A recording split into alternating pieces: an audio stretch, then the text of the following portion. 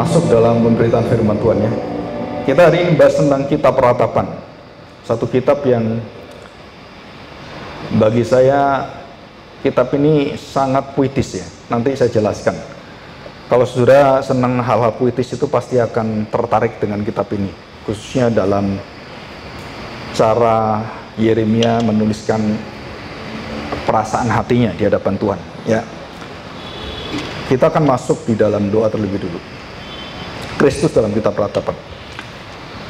Kami datang di hadapan kuasa Roh Tuhan, sehingga waktu kami membaca firman Tuhan, kami bukan hanya dapat melihat, mendengar, mengerti, tetapi kami tidak bisa menaatinya, karena begitu banyak kelemahan-kelemahan kami untuk bisa melakukan firman ini. Tetapi kami bersyukur, karena dalam segala kelemahan dan dosa-dosa kami, kuasa kasih setia Tuhan tidak pernah mati dan meninggalkan kami. Bahkan pada saat kami tergeletak, terpuruk, dan hancur hidup kami, bahkan apa yang kami pertahankan roboh semuanya. Dan di setelah Tuhan, kami tahu Engkau memberikan kepada kami satu kuasa seperti Kristus tunas yang tidak pernah terkalahkan, yang tidak pernah terkulai, akan bertumbuh dalam hati kami. Kuasa benih firman yang kekal itu akhirnya membawa kami dalam sukacita yang besar, karena selalu ada harapan dan kekuatan bersama dengan Tuhan. Dan Tuhan berjanji tidak pernah akan meninggalkan kami, dan bahkan memberikan Roh yang kudus, Roh penolong, Roh yang mencelikkan kami, menyadarkan akan kelemahan dan dosa-dosa kami, membawa kami kepada kebenaran, dan berani datang kepada Tuhan dengan hati yang siap untuk dihakimi, karena kami sudah ada pembela, juru selamat dan juru penebus kami, Yesus Kristus. Terima kasih Bapa, kami serahkan hati kami, tolonglah dalam kuasa pribadi Roh Kudus, kami semua bisa mendengar dan menjalani, menikmati firman ini. Di dalam nama Tuhan Yesus kami serahkan doa kami ini. Amin. Ya, kita akan membuka kitab Ratapan ya.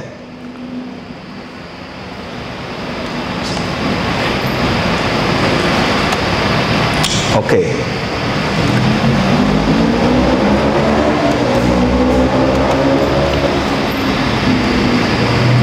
Kita buka pasal yang pertama. Saudara, ini dituliskan dalam bentuk akrostik ya. Akrostik itu tertata, terorder, tersusun dengan huruf abjad bahasa Ibrani. Jadi alef sampai taf ya. Jadi alef, bet, gimel, dalet semua. Nah, saudara, mengapa dituliskan seperti itu? Karena itu menyatakan satu hati Tuhan yang begitu teratur. Dan Tuhan memakai pikiran, perasaan, serta ekspresi jiwa dari Yeremia menuliskan ayat-ayat ini.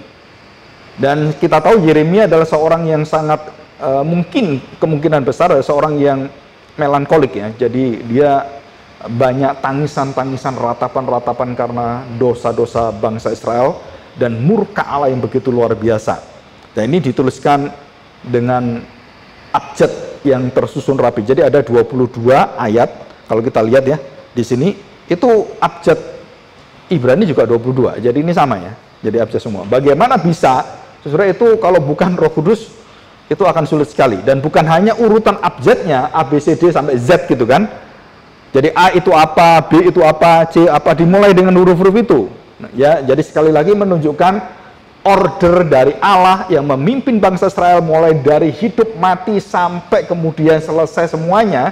Dari dia mulai memikirkan hal-hal sesuatu sampai selesai sesuatu, semua itu harus taat, dikontrol, diatur oleh Tuhan. Itu artinya. Jadi kitab Ratapan adalah kitab yang secara penulisan, secara isinya dan semuanya Allah yang mengontrol segala sesuatu kehidupan bangsa Israel, kehidupan orang percaya. Dari A sampai Z. Allah yang berdaulat sepenuhnya, mengatur kita dan membawa kita dalam rancangan kebenarannya yang tidak pernah berubah. Nah, saudara, ini harus kita terima sebagai kebenaran yang bentuknya adalah dalam literatur, literasi yang dalam ungkapan-ungkapan yang sangat indah sekali ya. Oke, kita lihat Ratapan pasal pertama ayat pertama. keruntuhan dan kesunyian Yerusalem. Saudara, apa yang paling terkenal dari kota-kota yang saudara ingin kunjungi? Tempat-tempat Imlek seperti ini, tahun 2023, tanggal 22. 2223, katanya angka cantik. Betul kan? 2223. 2223. Tanggalnya 22. Ada orang mau melahirkan anak khusus Imlek. Jadi banyak orang ingin lahir anaknya Imlek. Namanya nanti Imlektan gitu kan. Dikatakan sesuai dengan Natal, Natalia gitu kan.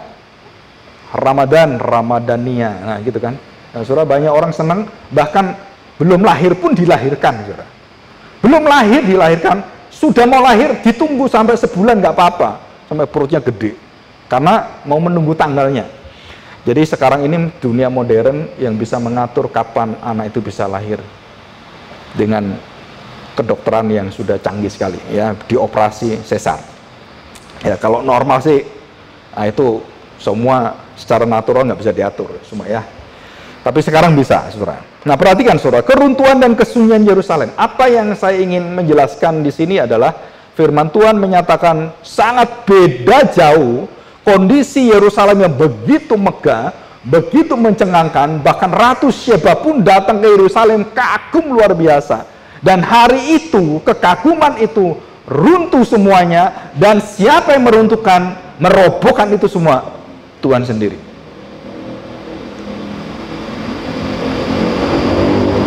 Yang bangun Tuhan, yang robohkan Tuhan.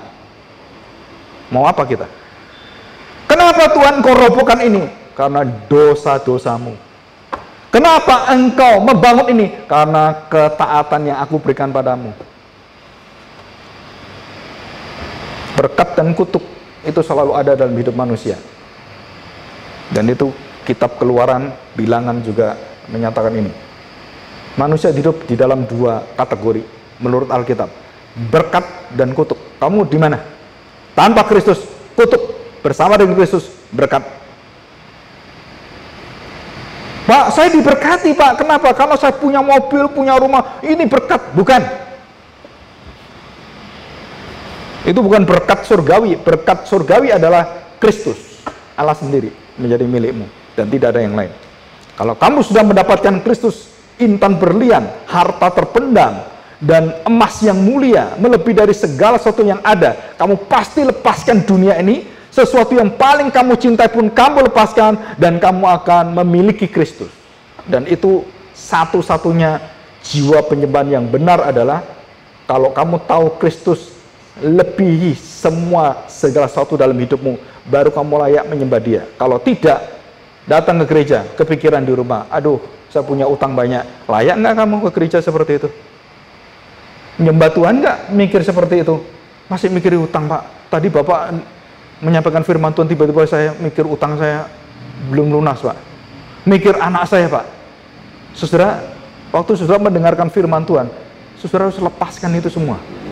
Supaya tidak menghalang kita menerima firman dan mengalir dengan deras berkat-berkat yang luar biasa. Kenapa jemaat banyak tidak berubah hidupnya? Karena waktu airnya mengalir firman itu, saudara, itu nggak pernah tertanam, hanya nempel dan sementara. 4 tanah kita tahu, 4 jenis tanah dalam perumpamaan. Ya, perhatikan saudara ini ya. Jadi keruntuhan, kesunyian, kemegahan, keramaian yang luar biasa itu sudah nggak ada sekarang. Yang ada apa? Mengerikan sekali, saudara. Dan ini akan terjadi di akhir zaman. Saudara pikir saudara gereja-gereja yang luar biasa dibangun hebat-hebat itu, saudara terkagum-kagum dan luar biasa. Itu bukan tujuan gereja, bukan tujuan Tuhan. Kita jor-joran bangun-bangun gereja yang bagus-bagus. Atau seperti ada satu ibadah harganya 1 triliun sekarang. Nggak bisa ngelawan gereja kalau dengan mereka. Di Jawa Barat ada tempat ibadah harganya 1 triliun lebih. Gereja ada nggak ya bangun 1 triliun? Nggak ada. Nah, kami lebih hebat dari kamu, kenapa? Kamu bangun bagus-bagus. Nah, kami saingi sekarang. Kami lebih megah sekarang. nggak ada gunanya, saudara. Kemegahan-kemegahan dalam religius itu kesia-siaan. Kemegahan di dalam Kristus adalah kehinaan dia. Ya, saya bacakan. Betapa terpencilnya kota itu. Yerusalem yang kelihatan megah itu terpencil, saudara. Yang dahulu ramai, laksana seorang jandala ia sekarang. Yang dahulu agung di antara bangsa-bangsa. Mau belajar cara kita melayani, bagaimana tata negara semua. Bangsa-bangsa datang belajar. Kemana? Ke Yerusalem. Saudara, orang kalau mau belajar fisika, matematika semua mau kemana? Amerika semua. Kemana? MIT, Stanford, Oxford, Harvard University. Itu patokan kita semua. Kalau teologi Westminster, teologi Kristen Calvin, atau Reform teologi Kristen, atau yang hebat-hebat itu. Jadi ada sesuatu yang sangat berkualitas di sana. Nah, kualitas itu, nilai-nilai itu sekarang hancur, dan apa yang terjadi? Jadi bongkahan, puing-puing kematian kota. Yang dahulu Yerusalem adalah ratu di antara kota-kota di dunia ini. Sekarang dia menjadi janda. Apa bedanya ratu dan janda? Saudara, bagus ya, Yeremia itu mengungkapkan satu tulisan metafornya itu mengagumkan sekali. Kalau kita baca Alkitab nggak pinter, nggak mungkin, saudara. Orang baca Alkitab dengan sungguh-sungguh mengerti dan surat setiap hari membacanya, saudara, pasti otakmu itu pasti sehat. Tapi kalau kamu baca lotre, terus sering main-main, ya otakmu keruh semua. Ya, nggak bisa bersih nantinya. 2. Pada malam hari terseduh-seduh ia menangis. Air matanya bercucuran di pipi, dan dari semua kekasihnya tidak ada seorang pun yang menghibur dia. Semua orang mengagumi dia, nggak ada lagi yang datang. Kamu sekarang jelek, kamu sekarang janda, dulu kamu ratu, dulu kamu megah indah, wajahmu, matamu, bibirmu, bagus semuanya. Sekarang apa yang bisa dilihat dari wajahmu? Oh Yerusalem, Yerusalem. Tuhan Yesus menangis dengan ratapan. Saudara, perhatikan baik-baik. Di dalam kitab Lukas, Tuhan Yesus waktu turun dari keledai itu, dan hanya Lukas yang melukiskan, dan kitab Injil yang lain tidak melukiskan ini. Apa yang dilukiskan oleh Lukas, Dr. Lukas ini, sejarawan Lukas ini, penulis Injil? Saudara, Tuhan Yesus turun dan dia melihat Yerusalem, dan apa yang akan terjadi dengan Yerusalem? Dia menangis seperti raungan yang luar biasa.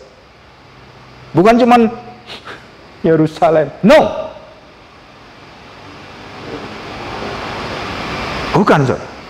Itu tangisan rawan Yerusalem, seperti seorang yang kehilangan segala-galanya. Waktu saya melihat orang kena tsunami, dan reaksi, ekspresi orang-orang yang keluarganya nggak ada, anaknya mati semua, dan ada orang bapak tinggal sendirian dan bawa koper doang, kesana kemari ketemu saya lagi, sampai berapa kali ketemu, bingung dia mau kemana. Hancur semua. Pak, bapak ketemu saya lagi, sudah 3 kali ini. Iya pak, saya mau cari anak saya, mana istri saya? Dia lagi, nanti nggak sampai sejam ketemu lagi. Loh, bapak ketemu lagi sudah berapa kali ini? Puter-puter, bolak-balik ke situ lagi. Nggak ada tujuan.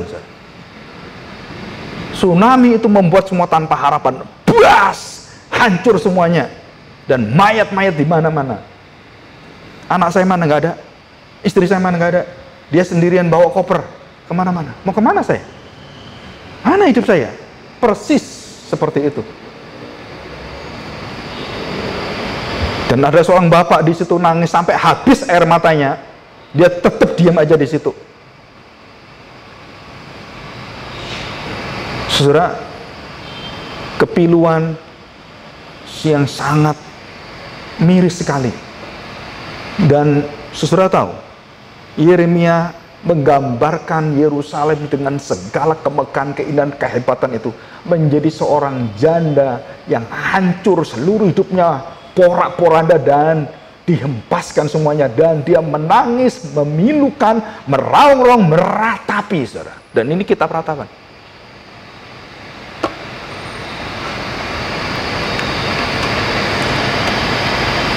Saya kadang-kadang melihat seseorang yang tidak pernah meratapi dosanya. Saya seringkali mengetes ukuran rohani seseorang itu cuma satu, saudara. Dengar baik-baik saya, saudara.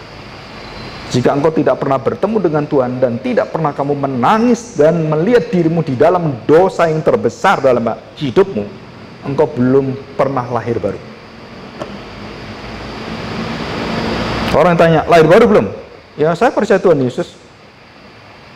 Pernah kamu merasakan betapa hebatnya dosamu? Enggak, saya baik-baik aja.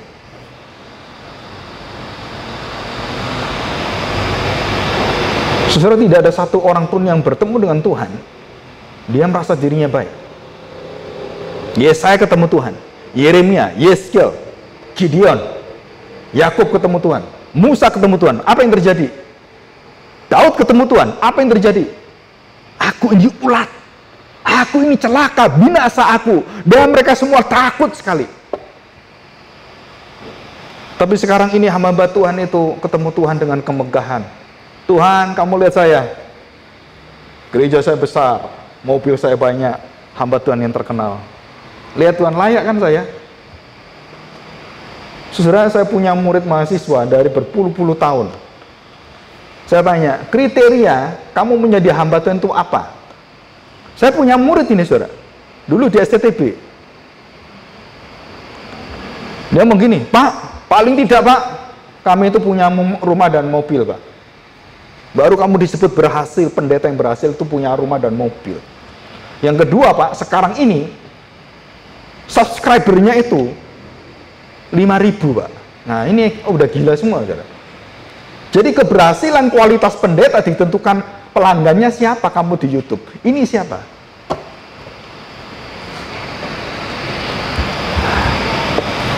Yang paling masuk surga sekarang ini, maka pelanggannya paling banyak. Siapa? Gangnam Style. Tahu saya? Itu kan 1 miliar itu. Nggak ada satu pendeta yang bisa seperti saya. Atau pendeta Indonesia seperti Atta Halilintar. Atau seperti Raffi Akmal. Siapa yang bisa melawan? Saudara, waktu kita berubah kualitas kita, dan nilai martabat, harkat martabat kita surgawi itu digantikan dengan harkat martabat seperti dunia seperti itu, saudara, kita akan menjadi reruntuhan seperti Yerusalem. Dan hidupmu akan diruntuhkan Tuhan seperti Yerusalem. Dan ini adalah satu kenyataan, sebab akibat. Dan hidup kita bukan hidup sembarangan. Ada pertanggungjawaban di hadapan Tuhan. Pada malam hari terseduh-seduh ia menangis, air matanya bercucuran, dan tidak ada satu orang ingat kebaikannya, kekasihnya pun nggak ada, saudara. Tuhan Yesus waktu di kayu salib, apa yang terjadi? Ratapan.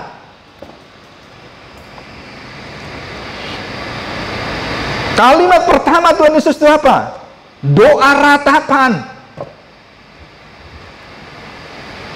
Saya sampai sekarang itu paling kepingin mendengar itu apa ya? Saudara, saya ingin mendengar apa? Bagaimana Yesus berkata, berdoa di kayu salib itu? Kalimatnya, ekspresinya bagaimana? Apakah dia berdoa seperti kita? Ya Bapa, ampunilah gitu?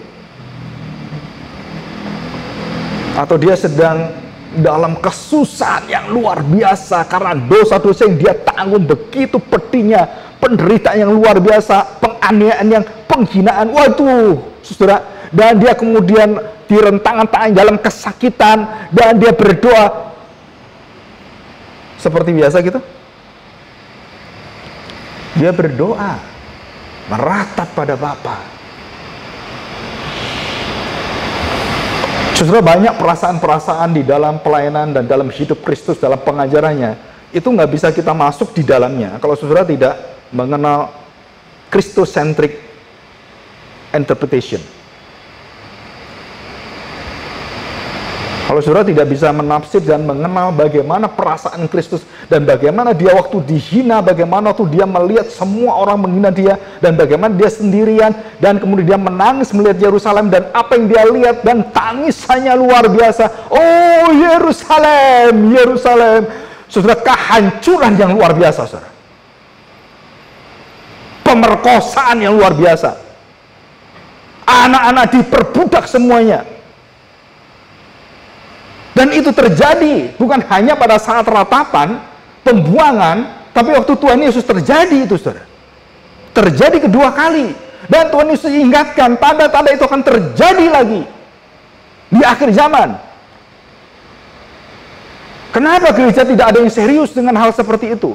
Malah gereja sekarang masuk dalam lingkaran setan dan membuat gereja itu betul-betul disenangi oleh dunia ini. Joel Osteen mengatakan, saya akan membangun gereja yang orang bukan Kristen kepingin datang, menarik semua, magnet. Dia panggil artis-artis yang tanda petik, yang sudah tanda petik jadi Kristen. Wah, artis terkenal, apa Kanye West, dia panggil oleh dia. Justin Bieber dipanggil oleh dia. Wah, saudara, itu semua orang kagum semua. Wah, luar biasa, banyak sekali. Sekarang pengikutnya lebih dari 30 juta. Joel Osteen, dia punya podcast, dia punya TV, stasiun TV, dia punya semuanya. Dan betul-betul orang dunia datang langsung mengatakan, oh ini beda Kristennya. Ini Kristen yang sangat familiar dengan kami sebagai orang-orang yang duniawi ini. Betul itu.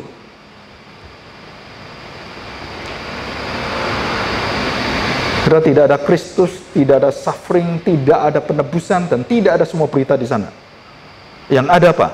Your life is your best. Wah, senang saudara dengerin.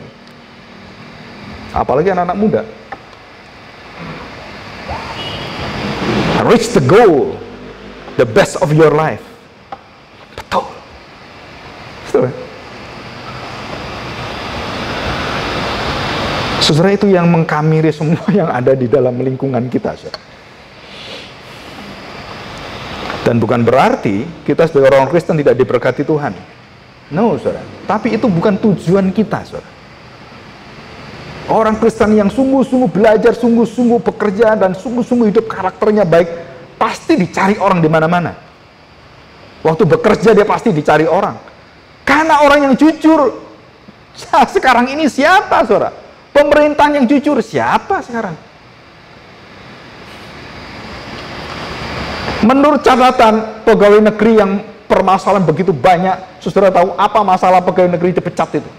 Apa masalah terjadi perceraian? Apa masalah terjadi semua? Saudara, semua berlingkup dengan segala sesuatu bersifat dengan satu kata, dosa. Dan mereka tidak bisa menebus dosa ini. Dan itu aja, saudara. Ya, oke. Saudara, kita baca ayat 3. Yehuda telah ditinggalkan penduduknya, kena sengsara dan karena perbudakan yang berat. Ia tinggal di tengah-tengah bangsa-bangsa, namun tidak mendapatkan keteraman. Siapa saja yang menyerang mendapat memasukinya pada saat ia terdesak. Jadi semua Yehuda yang gagah, yang bisa mengalahkan raja-raja sekarang, raja siapapun bisa datang menginjak-injak Yehuda. Ini betul-betul kontras, berlawanan. Yang dulu bisa menaklukkan, sekarang dijajah, dipermalukan. Dan bukan hanya dijajah, saudara, mereka dirantai, saudara. Justru kalau saya membayangkan, ada satu film ya, membayangkan bangsa Israel itu dari yang kecil, besar, tua-tua, sampai kepada ahli Taurat, orang Farisi semuanya tuh, tua-tua Israel yang punya keimaman itu. Saudara tahu, mereka kiri semuanya.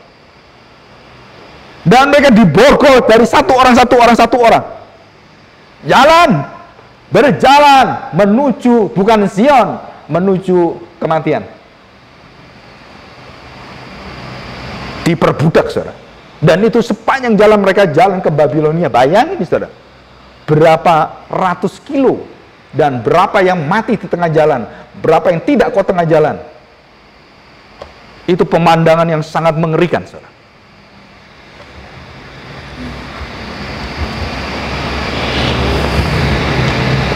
Pemandangan manusia-manusia yang di dalam kesenangan, dan menerima kekuatan dosa yang membelenggu dan akhirnya menghempaskan mereka.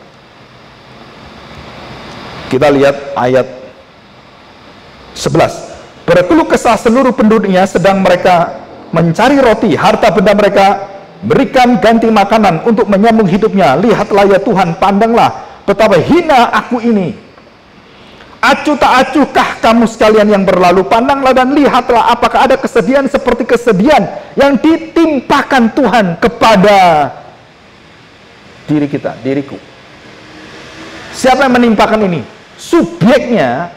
Saudara, ini kalau kita belajar teologi yang nggak benar, saudara baca ini nggak akan ngerti. Semua subjek yang membuat bangsa dihancurkan, apapun dilakukan, itu semua Tuhan sendiri. Dan Tuhan pakai semua tangan-tangan orang jahat, raja-raja hancurkan Israel. Tapi semua itu Tuhan yang subjeknya. Loh, Tuhan kok berbuat jahat pada umatnya? Tuhan kok membuang umatnya? Tuhan kok membenci umatnya? Bukan karena Tuhan, karena keadilannya dia melakukan itu, saudara. Di sini dijelaskan.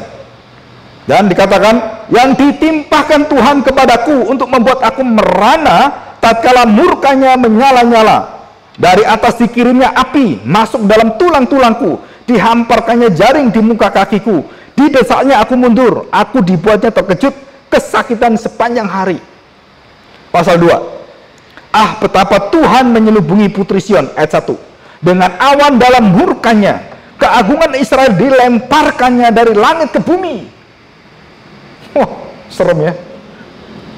Tak diingatnya lagi tumpuan kakinya tatkala ia murka. Apa itu tumpuan kakinya? Baitnya, ujung kakinya, dan menyentuh bait Allah. Dan Tuhan tidak, dikatakan sini, tidak gubris, tidak diingatnya lagi akan tumpuan kakinya tatkala ia murka. Tanpa belas kasihan Tuhan memusnahkan segala ladang Yakub, yang menghancurkan dalam amarahnya benteng-benteng putri Yehuda. Ia mencampakkan, ia menghancurkan, ia mencampakkan, ia adalah Tuhan sendiri. Pasal yang ketiga kita lihat. Ayat pertama, akulah orang yang melihat sengsara yang disebabkan cambuk murkanya, murka Allah. Ia menghalau dan membawa aku dalam kegelapan yang tidak ada terangnya. Yeremia di penjara dalam lorong yang begitu gelap, banyak di situ binatang-binatang sakit, penyakit semua di sana. Siapa yang bawa dia masuk ke lorong? Bukan raja, bukan apa. Yeremia mengatakan, Engkau Tuhan. Setelah ini sulit sekali dipikirkan dengan pikiran kita yang secara logis, daging kita. Tapi Yeremia tahu siapa yang sedang membawa hidup seperti ini. Allah sendiri. Wah, menjadi orang Kristen itu ya nggak akan sakit. Menjadi orang Kristen itu selalu diberkati Tuhan, itu pasti lancar. Saudara nggak usah jadi orang Kristen, kedukun aja. Dan herannya, hamba-hamba Tuhan, para pengajar-pengajar itu ngajar seperti ini, saudara. Saya tanya, di mana ayatnya itu kamu ngajar seperti itu?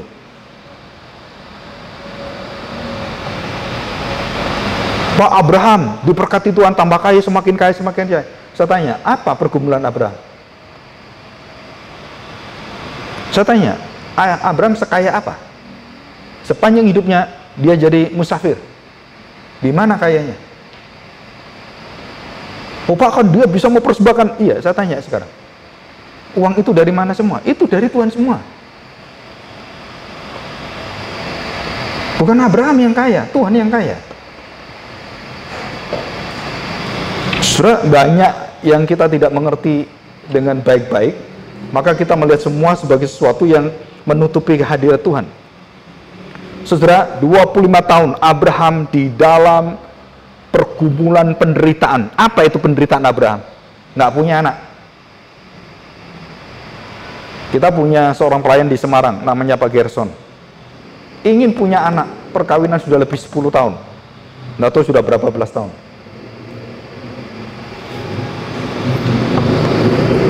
Balik perhatian, saudara. Ayat yang ketiga, sesungguhnya aku dipukulnya. Siapa yang mukul? Tuhan. Nya itu siapa? Nyanya itu nya besar loh, Tuhan. Berulang-ulang dengan tangannya sepanjang hari, ia menyusahkan dagingku dan kulitku, tulang-tulangku dipatahkannya. Yeremia itu sampai patah tulang, saudara. Digebukin. Seorang nabi yang bagaimana ini penderitaannya nggak terbayang, saudara.